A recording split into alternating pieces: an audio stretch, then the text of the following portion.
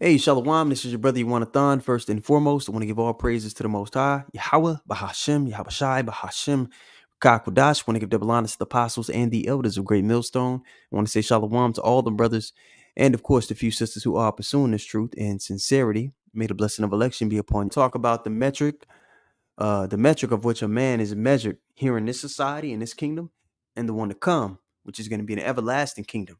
Now, there's some character traits from these two different men that may overlap, but they're worlds apart. Okay, where I want to start is I want to go to Ecclesiastes, the 12th chapter.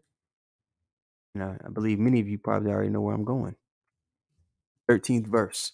Okay, so let's get there. Pull it up.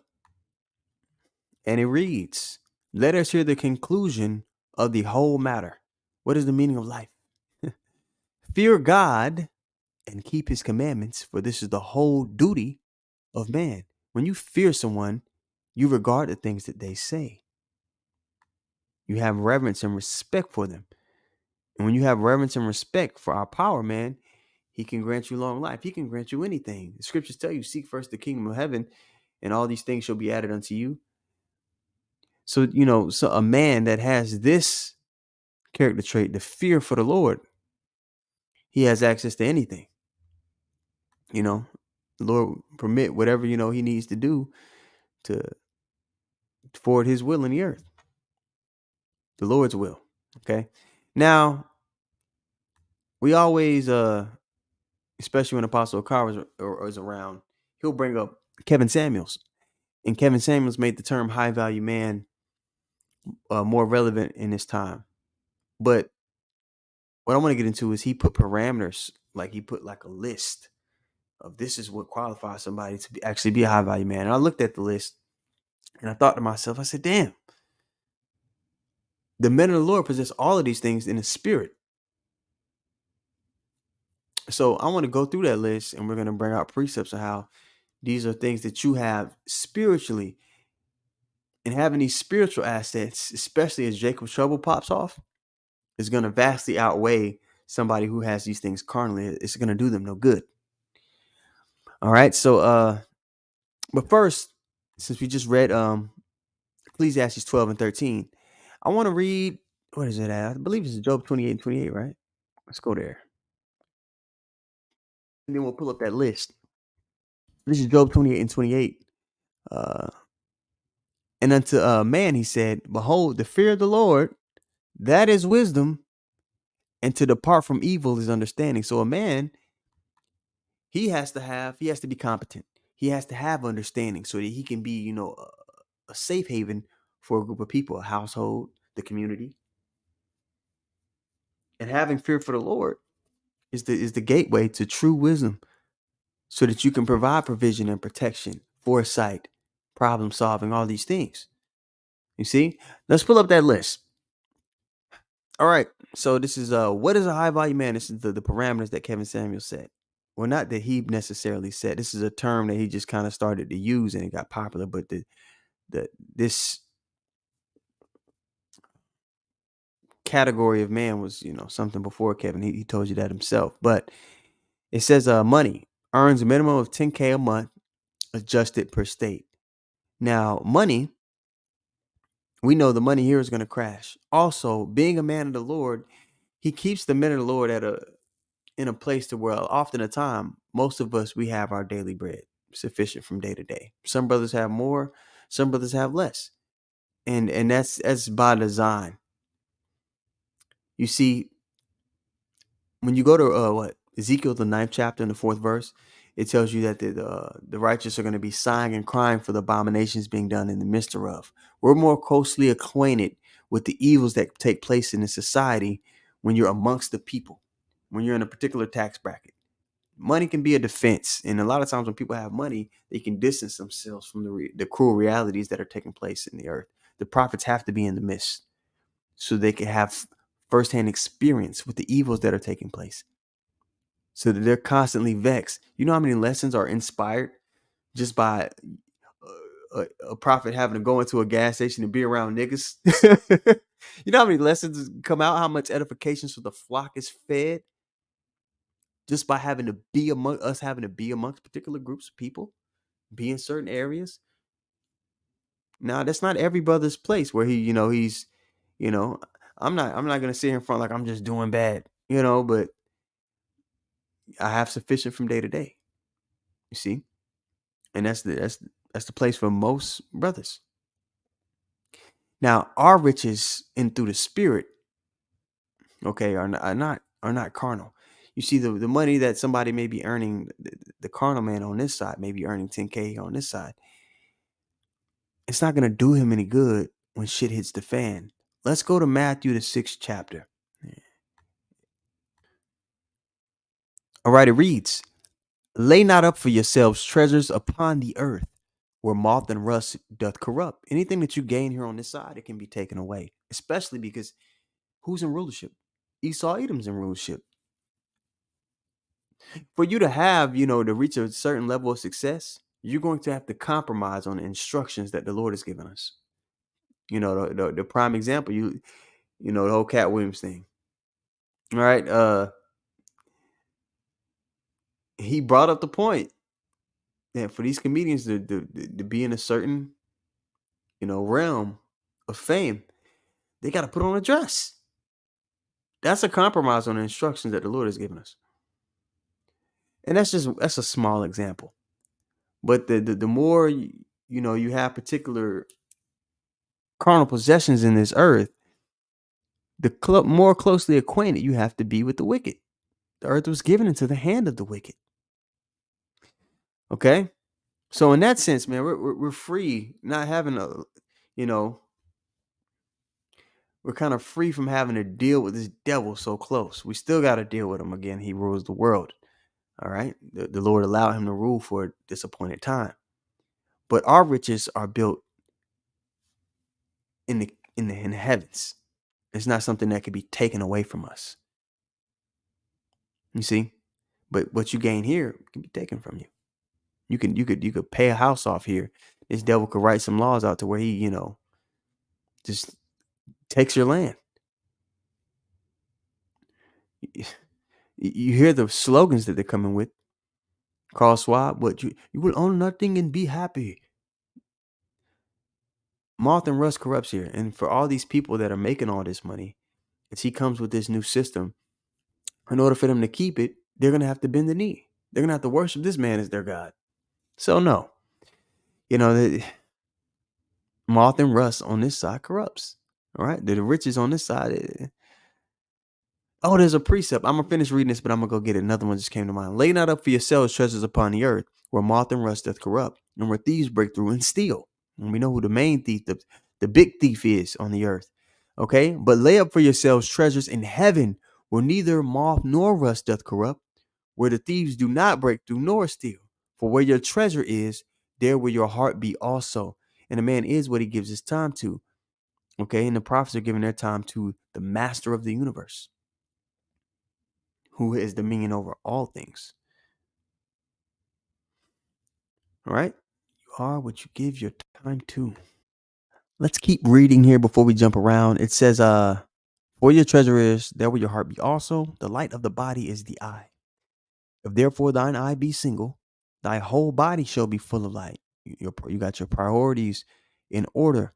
Your priority is the ministry, is the will of the Father. We're likened unto his woman, his wife, right? Jeremiah 3:1.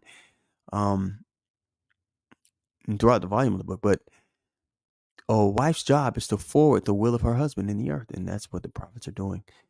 "But if thine eye be evil, thy whole body shall be full of darkness. If therefore the light that is in thee be darkness, how great is that darkness? No man can serve two masters."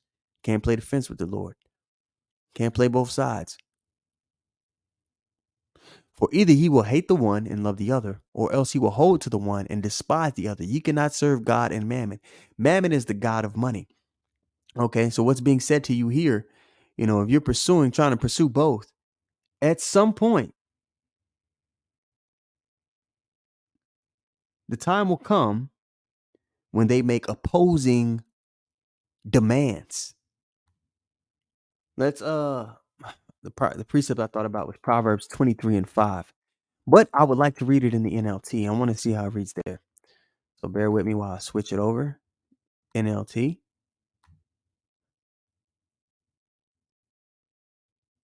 Okay, it says, in the blink of an eye, wealth disappears.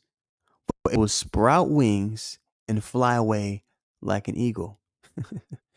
Yeah, man.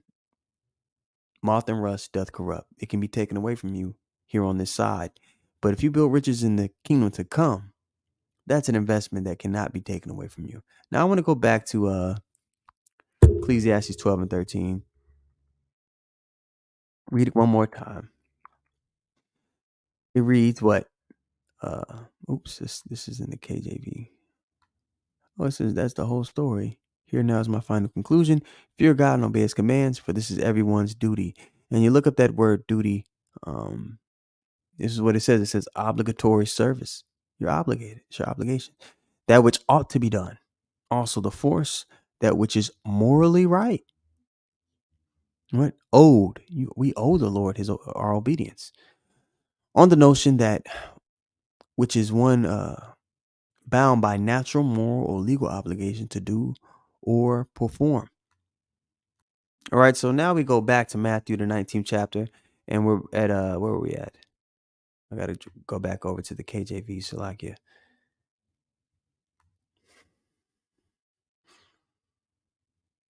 Yeah, 21, or was I at 20? No. We were in Matthew 19, we're in Matthew 6, Salakia. Man, Matthew 6 and 19. Uh, yeah.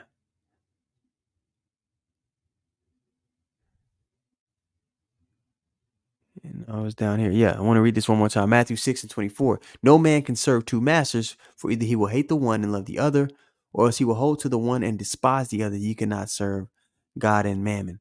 And the thing about the men of the Lord is this isn't something they're going to be willing to compromise on.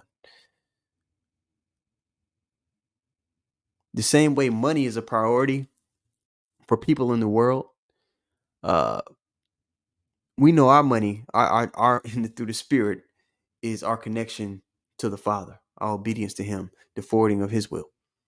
Something that we're not going to compromise on. You see? So, like the scriptures say, the love of money is the root of all evil. Because people, these carnal guys that are attacked, that love the money and the lifestyle and the gifts that come with it, a gift destroyeth the heart. They're going to be willing to do things that are morally improper to keep it, to get it. All right? So the Lord isn't going to be with them at the end of the day.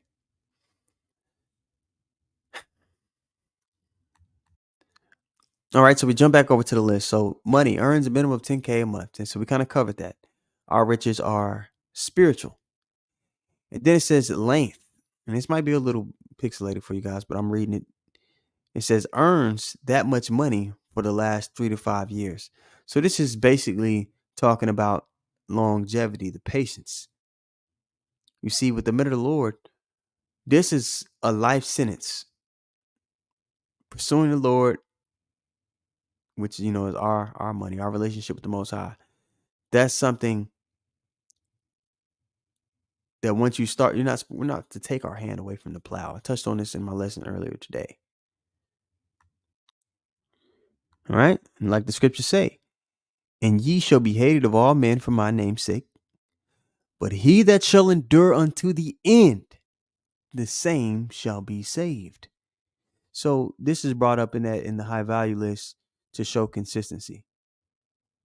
Yeah, this isn't somebody who's having a hot streak. No, this is somebody who's buckled down, fell in love with the work. Okay.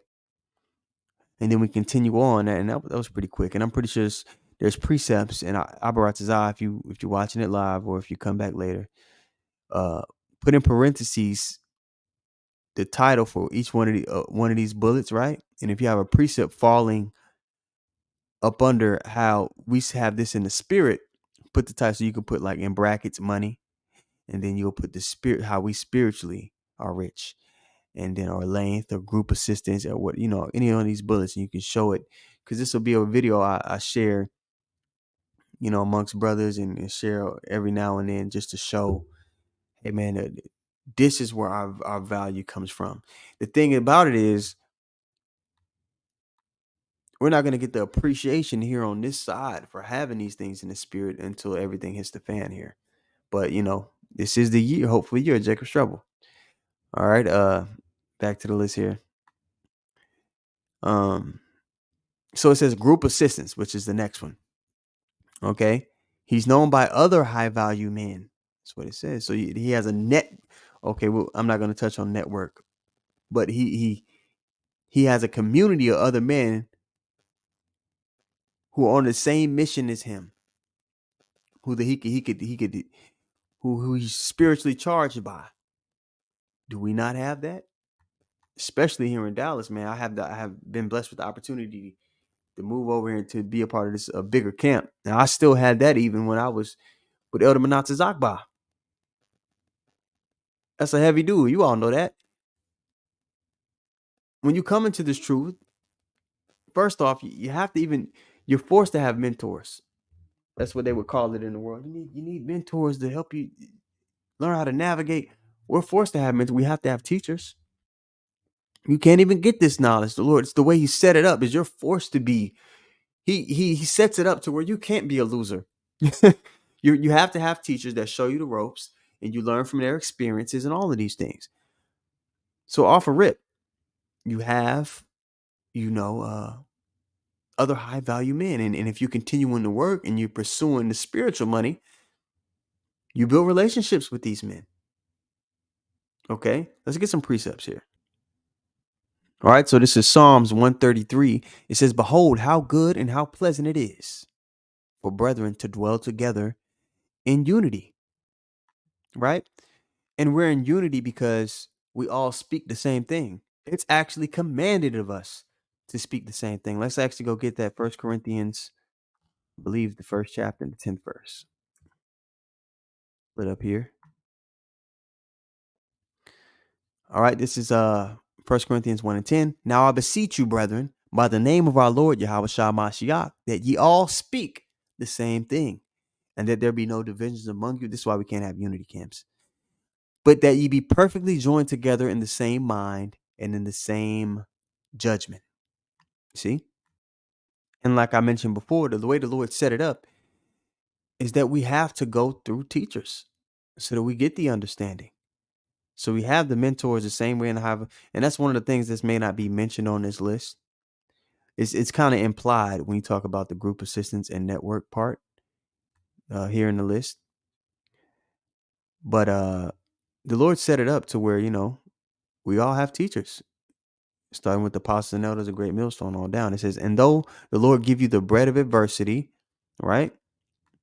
We've been given adversity here on this side, and that's not something that we could supersede. And we understand that on a more intimate level than the masses do.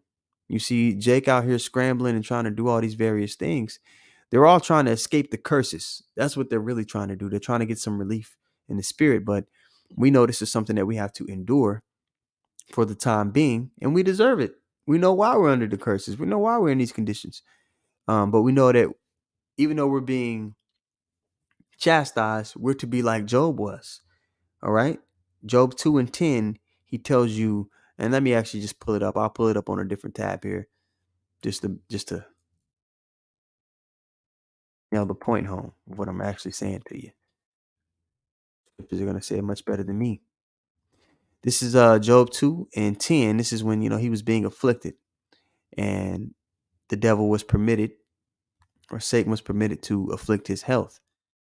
We'll start at verse 8. It says, so he had boils all over him, right? "And he took him a potsherd to scrape himself withal, and he sat down among the ashes," because he had the boils on him. Then said his wife unto him, "Dost thou still retain thine integrity? Curse God and die." And it's something that's always interesting. The Lord took everything from Job. He allowed everything to be taken from Job, his children, everything, his financial situation. And Job was such a fixture in that economy. He was the wealth he had, the nation, he employed people. Him going through all of that affected not just his household, but it affected that the people in the area, it affected the country. It was a big deal when Job was going through all of this. So, but the point I want to make is that Satan left his wife alive because, especially here on this side, man, and that goes back all the way to the curse in Genesis. The woman adds fuel to the fire, man, of our affliction here on this side, but that's going to be reversed in the kingdom to come. But it says, verse 9 again, then said his wife unto him, dost thou still retain thine integrity? Curse God and sisters, don't be this woman. Curse God and die. But he said unto her, thou speakest as one of the foolish women speaketh. He checked her as he should, and we check the women too. We check the brothers. We check everybody through the Spirit. Shall we? And this is the point I want to get in this verse here. Shall we receive good at the hand of God, and shall we not receive evil? So you're gonna receive both. You're gonna be chastised. You're gonna be blessed. It's gonna be a balance. But through it all, and all this did not Job sin with his lips. Through it all, you're supposed to still maintain that pious behavior. People like to read Job 9, not Job. People like to read Philippians 3 and 14 in the world, but they don't really get the fullness of what's being said. It's talking about understanding how to operate, whether you're being put in a low position or a high one. Then it goes on to say, I can do all things through the Lord who strengthens me. Let's actually go get that real quick. But you can't be equipped to maneuver being brought low or lifted up. Because being lifted up, that's what really destroys people. When people get a little money, when they get a little status, that's when their imperfections are magnified. All right. But here in the Philippians, the 3rd chapter, okay, let's start at verse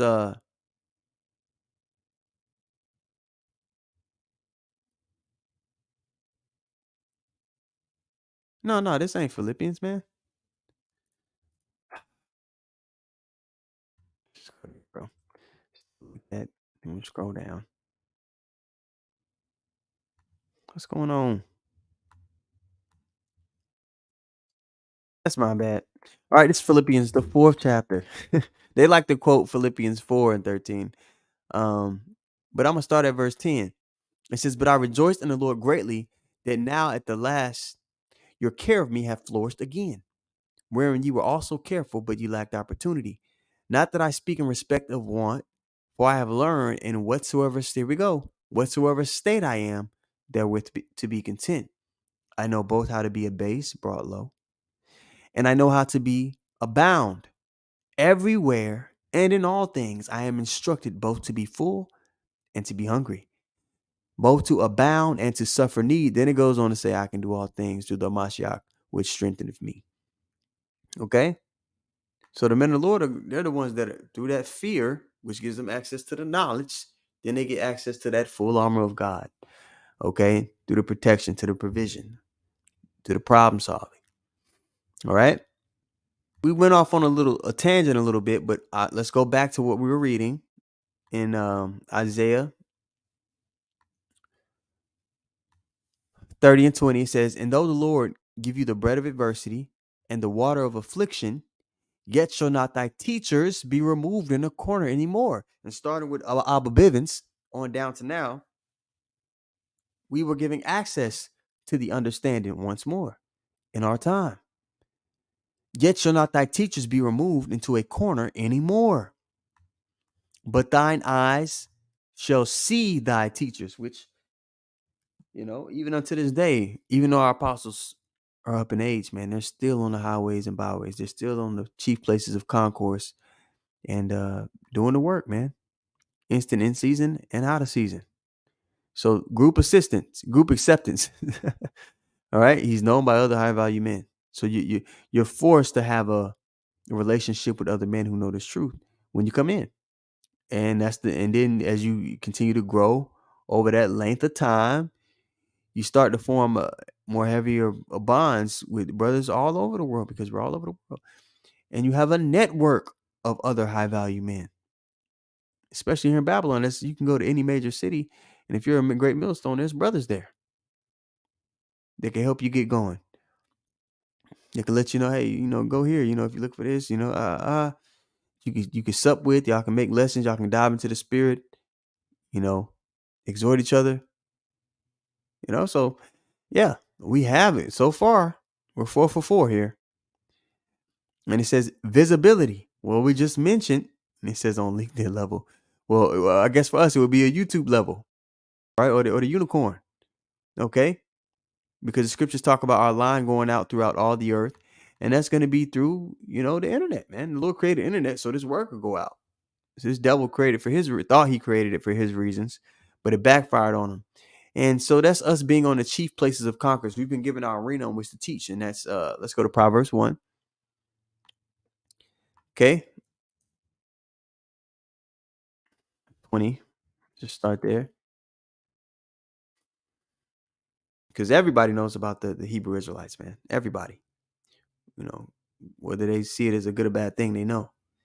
You can't avoid it. Every major city, you're gonna walk by a camp. You go down Saturday, Friday, shit, even here Tuesday night, you walking around downtown, you're gonna run into the men of the Lord. So here in Proverbs 1:20, it says, "For wisdom crieth without; she uttereth her voice in the streets.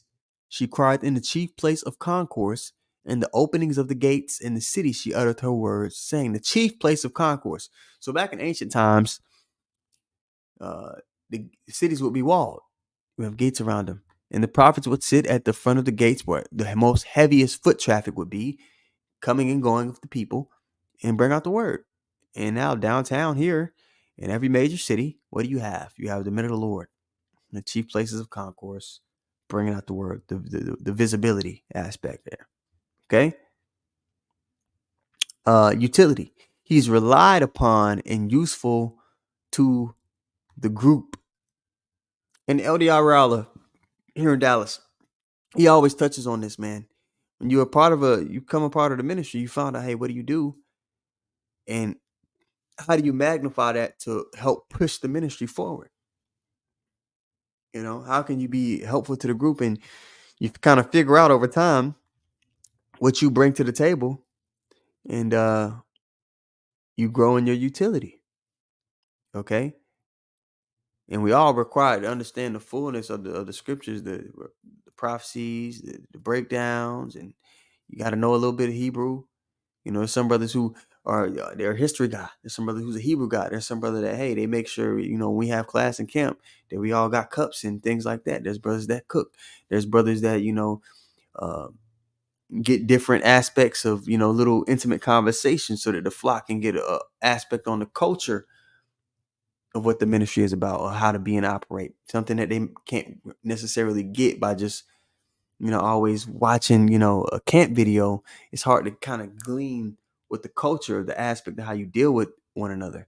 I try to get those clips, those conversations going amongst brothers so that you guys can see, because a lot of people that know scriptures, but they don't understand the culture about what how to be. They haven't seen it, so they really don't know. Yeah, so utility, you grow in that utility. We're forced to be useful. Never want to run out of usefulness. So that was the list, and we have all those things in the spirit. And having these things, we have more than this too. I might have to make a part 2. I want to make a part 2 of this with with another brother, but having these qualities in the spirit is going to lead us to something that can't be bought, that no amount of money or status on this side could give you. And what is that? Immortality, of course.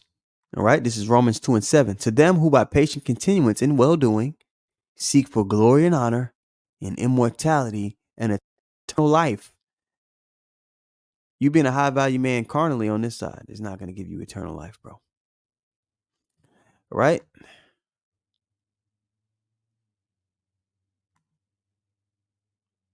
And kingship, rulership, dominion of the earth. Wisdom of Solomon 6:21. If your delight be in thrones and scepters, O ye kings of the people, high value men of the people, honor wisdom, that ye may reign forevermore alongside Yahweh Shai, man, under him, under King David. So with that being said, man, Abarat Tazah, the lesson was edifying. probably I hope brothers see this and do responses. I hope it's, gives you, uplifts brothers and gives some brothers perspective. It was edifying. So once more, I want to give all praises to the Most High, Yahweh, Hashem, Yahweh Shai, Bahashem, Rakah, Quadash. I want to give double honors to the apostles and the elders of Great Millstone. And I want to say shalom to all the brothers and, of course, the few sisters who are pursuing this truth. May the blessing of election be upon your house. Shalom.